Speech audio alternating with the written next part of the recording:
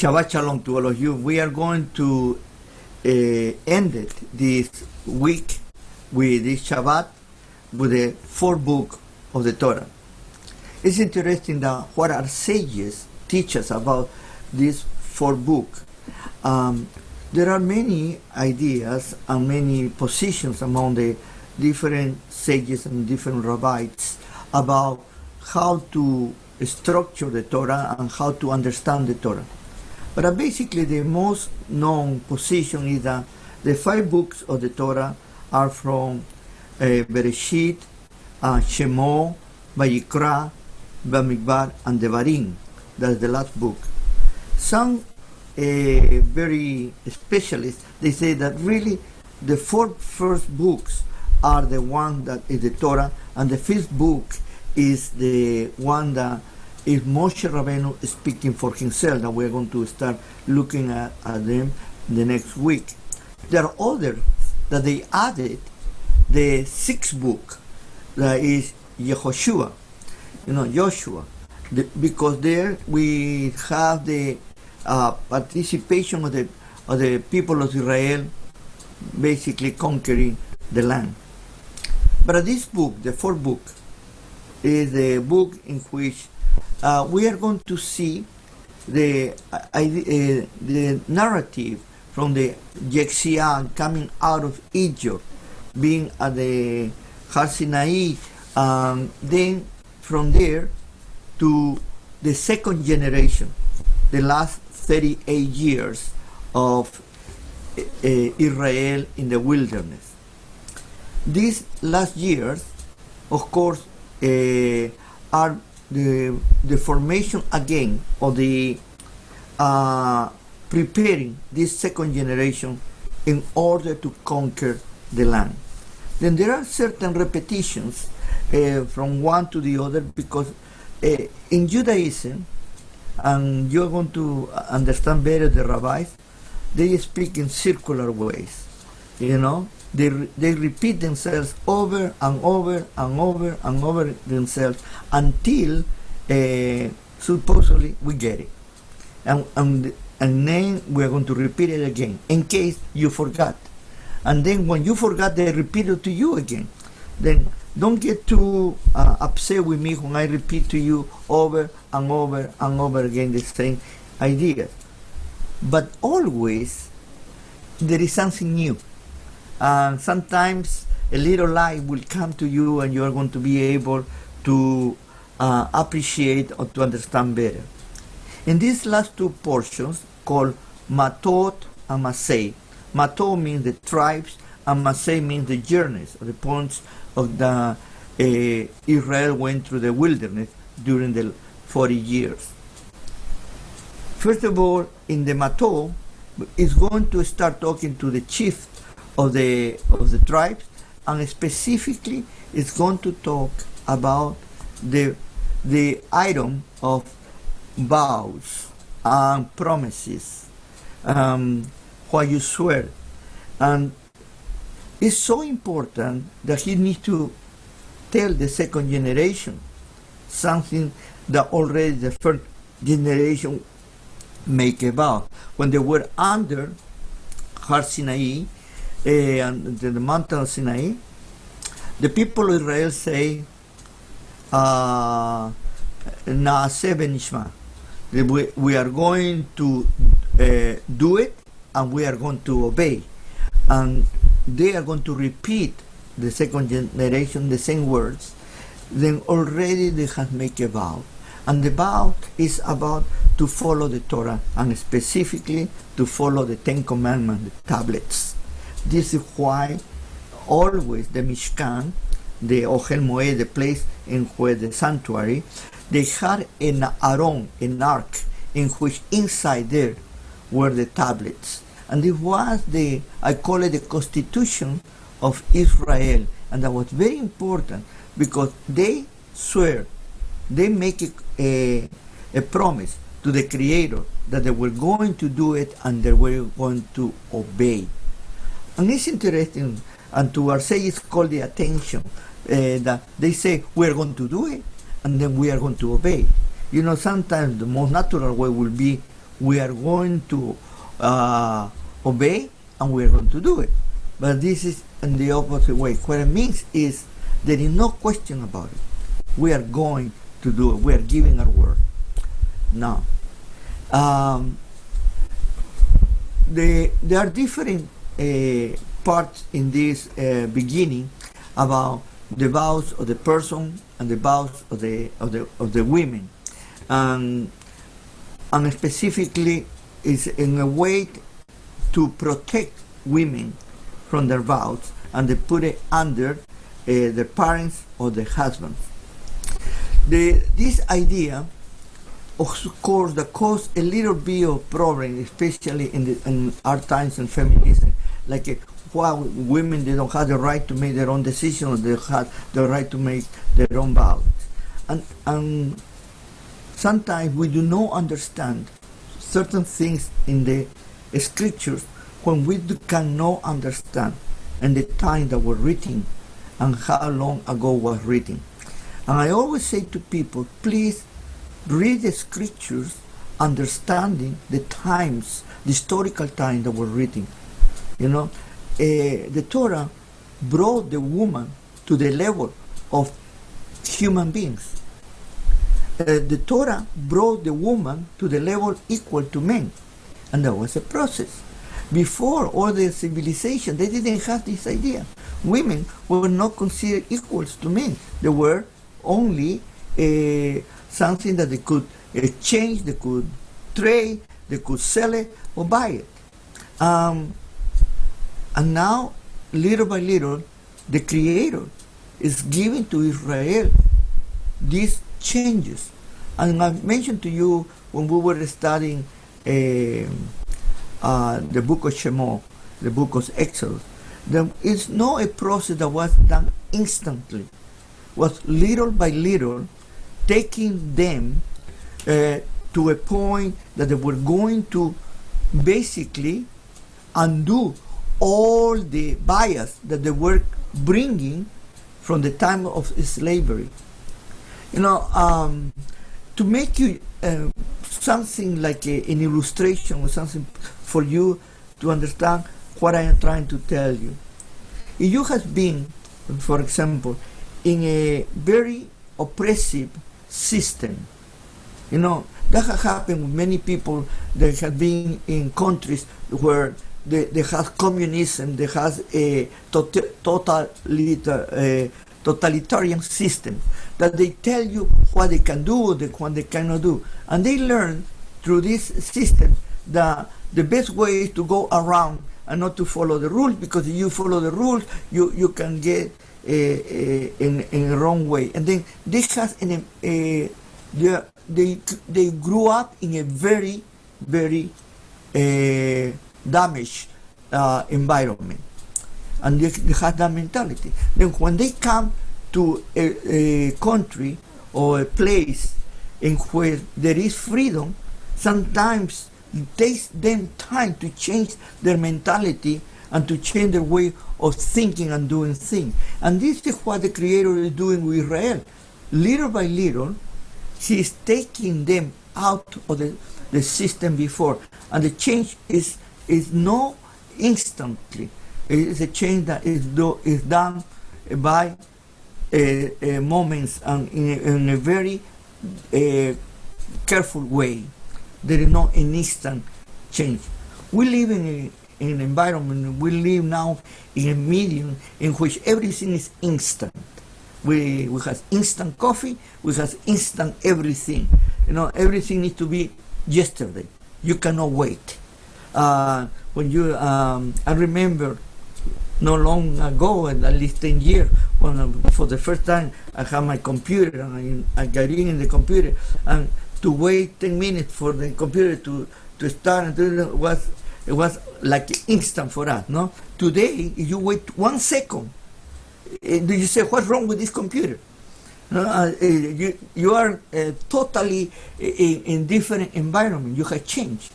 No, everything, you know, you do things right now that 5 years ago was not possible. And sometimes we do not realize how we are changing. And we are not prepared to those changes sometimes, and we jump. And the Creator took by the hand Israel as a baby, little by little, taking out, purging them from the environment that they were living. And the keeping your word was very important, and it is still very important for us today, because what you say is what you are, and people see you for what you say, because people hear you, and people are going to judge you, or they are going to look at you for how do you talk, what do you say. Then your word is very important. And what happened? That the Creator is trying to teach Israel. He's trying to teach Israel, this second generation, that what they have promised, they need to keep it. Whatever they say from their mouth, they need to keep it. And if they didn't keep it, they were not trustworthy. They lose their the sense of trust, and the people wouldn't believe on them. And Israel needed to be an example to the rest of the world. Israel was created to be Or Legojin, to be light to the world. Because of that, it was very important is you promise something, you must do it. Then is Yeshua, a great teacher and rabbi, who told us that our yes needs to be yes and our no needs to be no. Not to make it bigger than that. And this is a lot of wisdom. Don't promise something that you cannot fulfill. And don't try to get involved in everything that you cannot take care. Be sure when you say something, it's because you are going to do it. Once you say something and you don't do it, most of the people are going to lose trust in you, and you are not going to be considered the same person than before. And this is very important about keeping your word. And your word has power. And this is another essence that we can get from this message. How powerful is the word?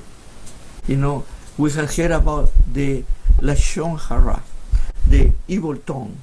And we know how strong is in the scriptures to be careful not to speak against anybody, because the power of the word is very strong. The word in itself has a lot of weight. This is a part of this beginning at the ending of the book of Bamidbar. After that, they're going to talk about the and this is a word that is hard, but is in the Torah, about vengeance. You know, and it's vengeance against the Midianites. Some of the rabbis asked themselves, why is the vengeance is not against Moab and only the Midianites? You know? Some of the rabbis they tell us that one of the reasons is because Moab had a real fear. They had heard, you know, what Israel was coming through and how he was killing and destroying and other nations, and they were conquering them. But Moab was no part of that territory that they wanted to conquer or they wanted to take. And they went to talk to them and say, we're going to pay you for passing through this, and they were afraid of them. There was at least fear. But with the Midianites, and you know, we know about the story of the Midianites, especially with Moshe Rabbeinu. His wife, Zipporah, was a Midianite. And his father-in-law, who instructed him, was a leader among the Midianites.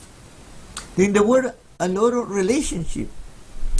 Pinchas himself, his mother, Elazar, the Kohen, Hagadol, after Aaron, father of Pinchas, was married to Putiel, the daughter of Putiel, who was Jethro, or a Midianite. They had a relationship And suddenly, you see these Midianites having this desire to destroy Israel. You know? And here comes the idea of sinat chinam, free hate. Maybe they felt that they were not considered the same as Israel, or that was envy, or whatever it was. And when you try to destroy somebody only for the sake of envy or for the sake of hate, the repercussions are even worse. And here our Creator is telling Israel, these people try to destroy you. And they were using their own women in order to entice you to be unfaithful to me. They deserve to suffer the consequences of their actions. And they sent to the war against Midian, and Pinchas is going to be taking not only the ark that is always taken in the battles, but he was going to blow the shofar, the trumpets, and that was a part of saying, you are going to pay for what you did. And what the people of Israel does, not only they kill all the men, but they kill the women. And what is interesting is the women were the ones that enticed the men, but they keep the women. Well, you related for today sounds very difficult to understand it. No, I always say, look at this history and look at the narratives of the Torah according to the times that we're giving. No, don't look at us today. And what can you get from those narratives, from those stories for today? And this is how we learn and how we grow in our understanding of the scriptures in a better way. There are consequences for those people that hate Israel only for the sake of hatred. Right now, today, we are observing that even more than ever. You know that anti-Semitism has increased in such a way all over the world. A free hate, sinat chinam, against the Jews. You know, only because they're Jews, against Israel and against the Jews. You know, anti-Semitism is totally spread out. We are blamed for all the evils in the world. Doesn't matter what we do, we are blamed. You know, we have been, people don't understand, but Israel has been a slave. Israel has been trying to be destroyed. Israel has gone through Holocaust. And you know, many people think only the Holocaust of Israel was in the 1940s. Or, no, but it was long before. We had the Holocaust with the Spanish people. We had the Holocaust with the English people. We had Holocaust with the pogroms with the Russians. We're constantly being persecuted only for the sake that we are different to them, supposedly, or we have something that we are not like them. And that is pure envy, selfishness. I mentioned to you last week that the great empires fall for three different reasons. And one of the reasons is the hate against Israel. And look at today, the empires that has a special hate against Israel. Right now in the top is Iran. But all those who want to disappear Israel, and they're going to suffer the consequences for their actions. Then we learn about that. You trying to destroy anybody only for the sake of hate, you are going to suffer even worse. The outcome is going to be worse. Maybe at this moment you are in the top. Maybe at this moment these countries or these nations are strong, but they are going to suffer the consequences. I don't know, for example, I bring you this because some of you come from Venezuela. But Venezuela start their self-destruction when they start expelling all the Jewish people out of Venezuela, and they are going to suffer the consequences because what they are doing.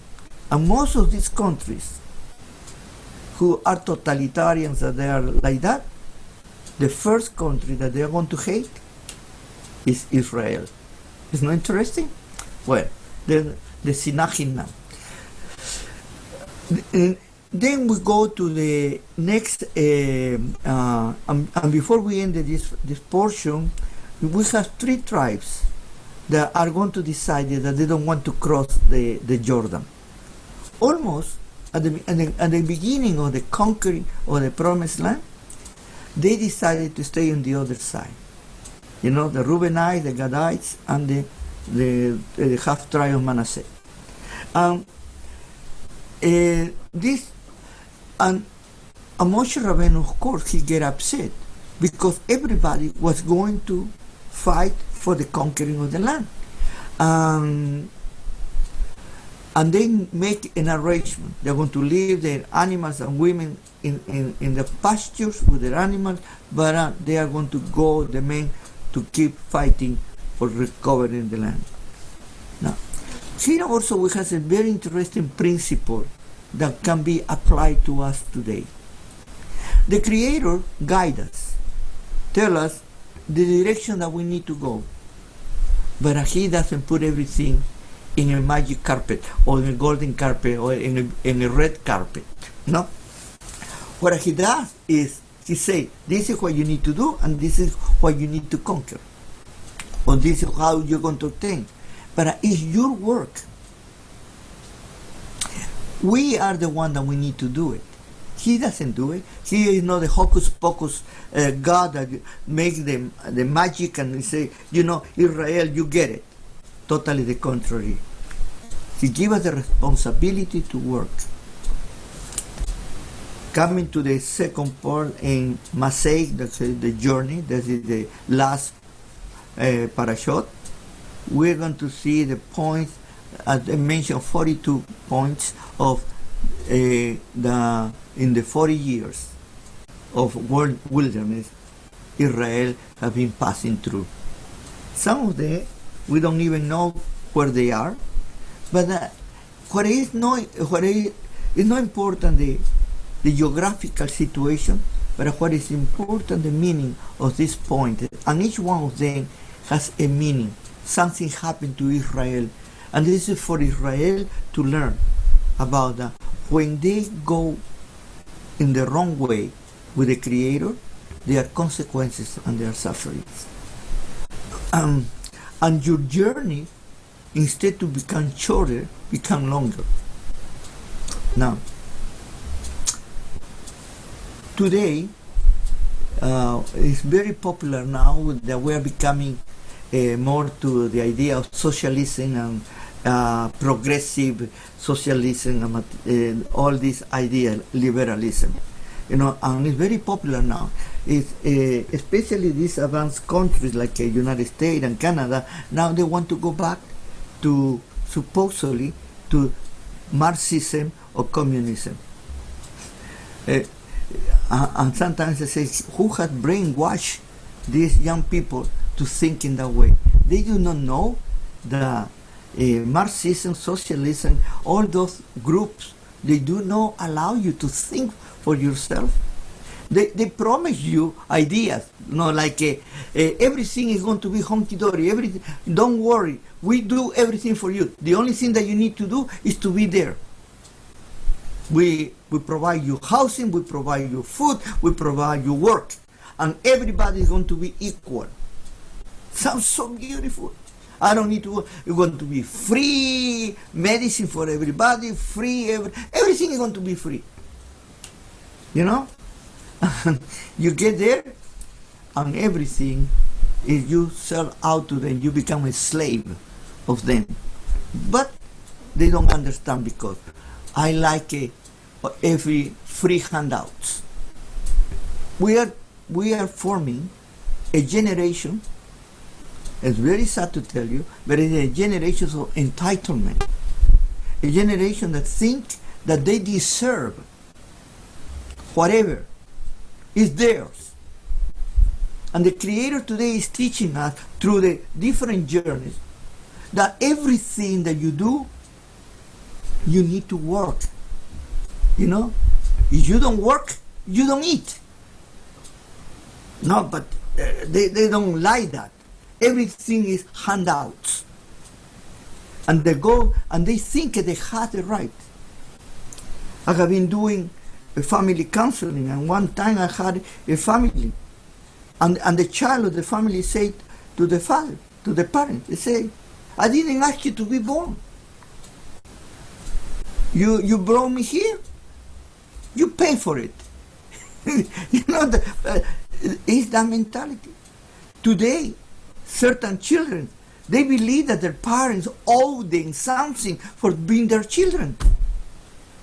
Instead to be grateful to have life, they say, why you brought me here? I didn't ask you.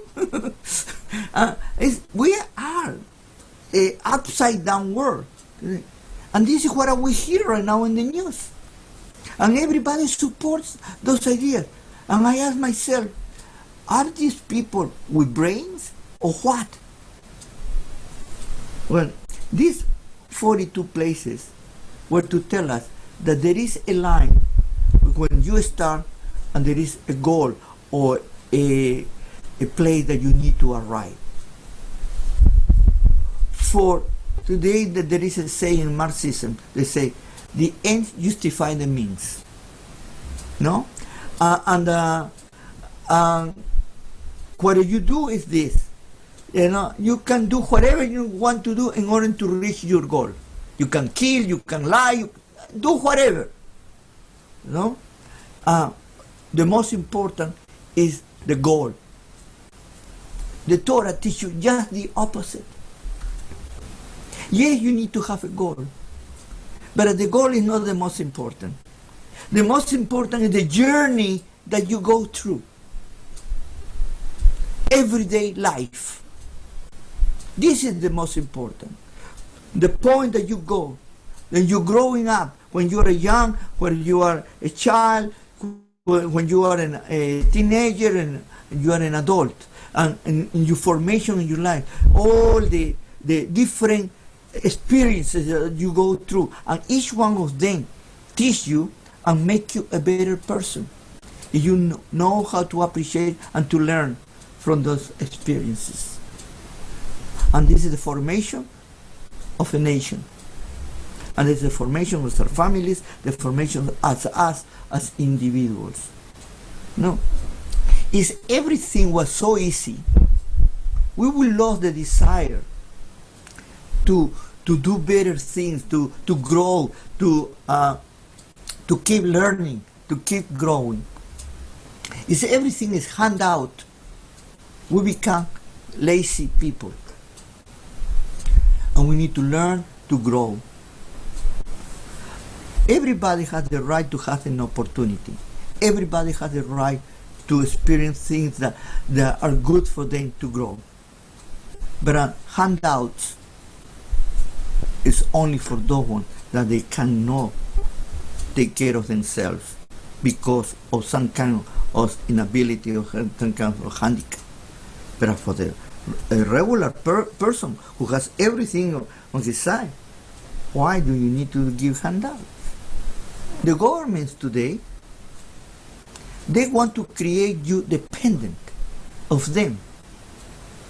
In that way, they keep you with handouts, and you think that they're doing a favor to you.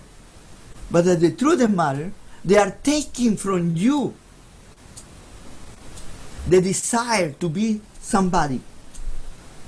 And they annoy you, and they make you a subservient, almost a level of slavery. A slave, they cannot think for themselves, they cannot do anything for themselves. They need to depend on the great master. And right now, the nations are trying to make us all slaves. The Torah teaches totally the different point of view. That God gave us Beshirah Hofshi free will in order to exercise our capabilities and minds. You know that we are the only species. If you want to be with those guys who believe in evolution and things like that, no?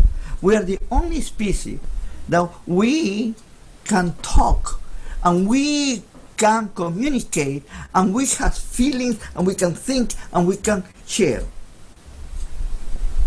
But also we have the capability to do wrong things. We make decisions. And this is the area about morality that is so important that the Torah is teaching now about morality. If you don't have moral values, you go to a chaotic system. Morality means also goes hand by hand with integrity. Now, we ask ourselves how we are able to obey the rules, no, or the laws that are given to us. And there are two ways in the world that we look about keeping the rules or to be obedient. One is by power or by punishment. No, if you don't do this, I punish you. Then you obey because you're going to be punished. The other system is by persuasion, enticement. You know, if you keep these rules, I give you a reward. I give you money or give you something. I give you a prize.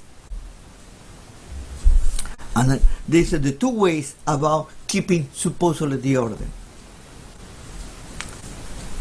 But the Torah teaches something different. The Torah teaches something that to me made me think over and over again about my condition as a human being. It's about not by enticement, not by being forced, but my personal moral decision, by my integrity. I do what is right because that's the way to do it right. Not because it's convenient to me, not because I'm going to get money or I won't be punished, but I do it because it's the right thing to do it. This is what the Torah is teaching us from the beginning. That we do not need to be bought. We do not need to be enticed. We do not need to be threatened by doing what is right. That needs to come out of our hearts. And we are in a constant internal battle about that. You know, do you remember the 4 steps that I gave it to you from the beginning? Emunah, faith. You know, then the second one, bitachon, trust. No, with emunah, you have faith. The bitachon is put your faith in work, not only talking but doing. No, and after doing what it means, it comes. The Creator has given you Beshirah Hofshi, free will. That means you have the capability to decide. What free will comes brings responsibility, you know, and that responsibility at the end, the final step is kavanah, the intention. And what the Creator judged to all of us? By the final step. He judges by our intentions.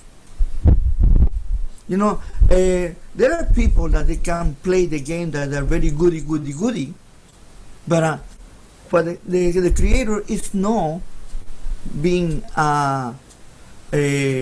easily deceived like many people will think we can deceive the Creator. He knows our hearts. That's what he measures. Our kavanah, our intentions.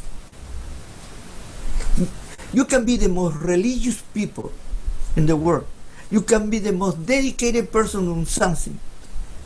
But if your intentions are not the right ones, have no any value. Some religions, they teach you, only you try to do good and that's okay. You know, do good works. Good works, give me a break. It's the intention why you do it. Not only for the sake of doing it, it's that you care about others, not only about yourself.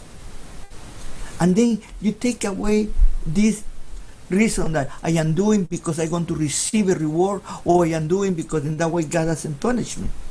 But I do it because it's the right thing to do it. Then the ends justify the means is totally against Torah. It's just the opposite.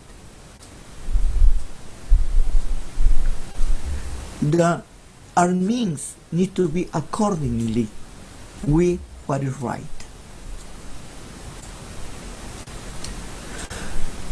We finished this chapter, and interestingly enough, we ended at the border of the Promised Land. And Moshe Rabbeinu is not able to get in there.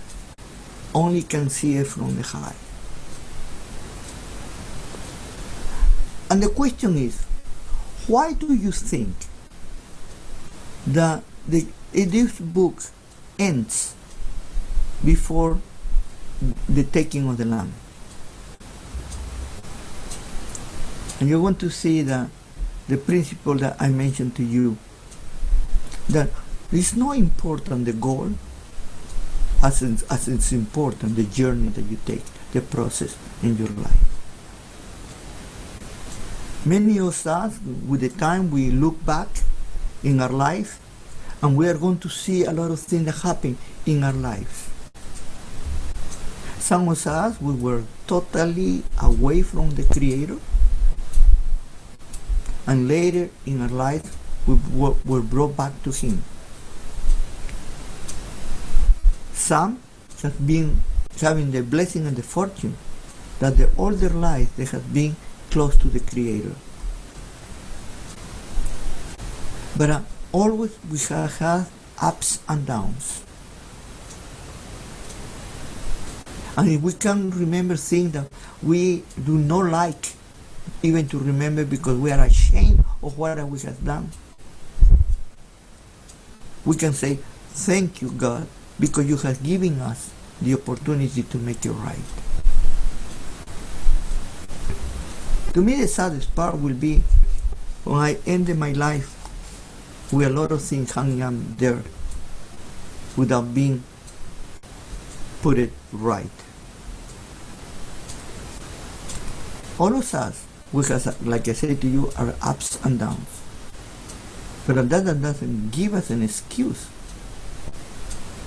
to close our eyes and not to see anymore. Totally the contrary. When we look at our past, we look behind. We need to be grateful that even that we did wrong, we have learned from those wrongdoings. And we don't need to repeat it again. That we have make it right with the Creator and make it right with those who we did wrong. Don't hold anything against anybody.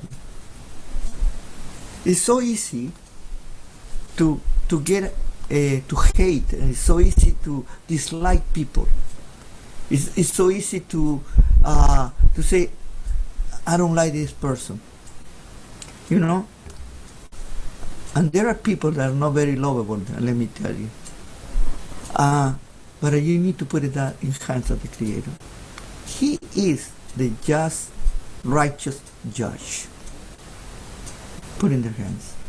Sometimes we do not know what other persons are going through. And sometimes it's very easy to judge others for certain actions. And the only thing that we can say is, oh my Creator,